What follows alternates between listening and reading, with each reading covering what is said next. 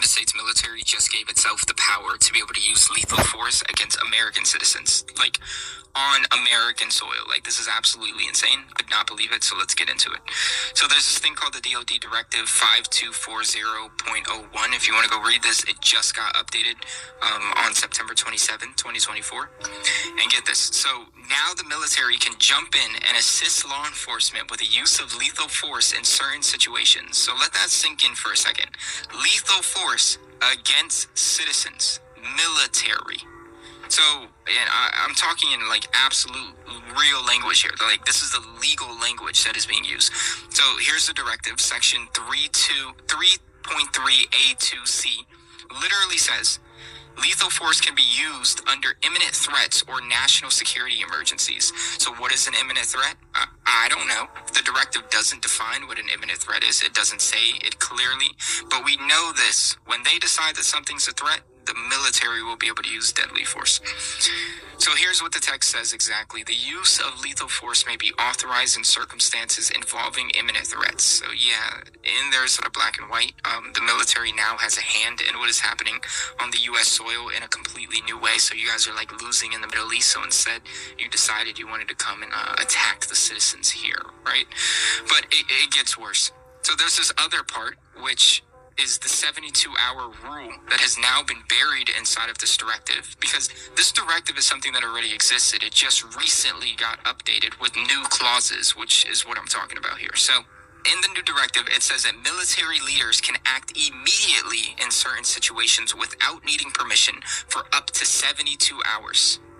So immediately, if they decide that they want to do something, no permission is needed. That is insane. They can make the decisions on their own, and they only need to tell the higher-ups after the fact.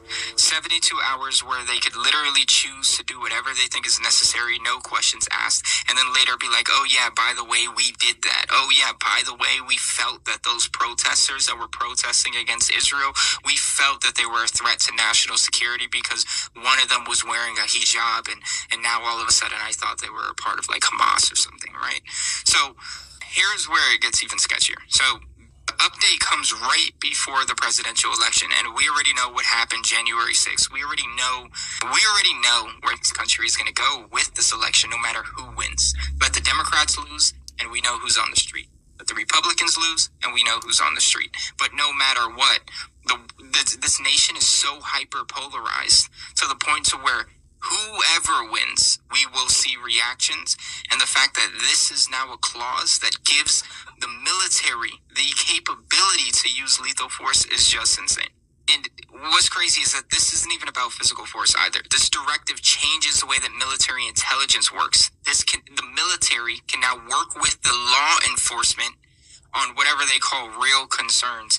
So the real concern is that civil liberties, such as our privacy, our right to protest, even free speech, all of this could be affected. So what if you're trying to question the election, or if you're trying to question the vaccine policies or anything of this sort that we already know, like as far as in the media, is something that's like kind of like a no-no topic, right?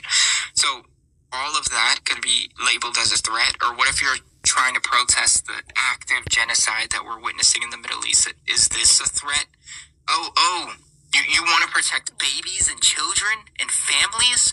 No, you can't do that. You must be Hamas, right? So I'm not even trying to be far-fetched here. Like, what government would give themselves the ability to use lethal force against its own citizens?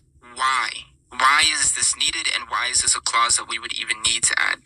And let's not forget, the government already has a monopoly on violence. As Marxists, we know this. They literally run the ability to use violence. That is what the law enforcement is, and that is what the military is for other places, right? But no longer. They can also do it here. So, I mean, police, courts, and all of this is, what's the purpose, right? Like, what's due process? I thought Americans cared about freedom. I thought they were the freedom fighters of the world. I thought what was happening in the Middle East was a representation of what, again? Standing up for democracy, right? Like, this is democracy right here. We're witnessing democracy in real time, guys. I hope you guys are with me on this.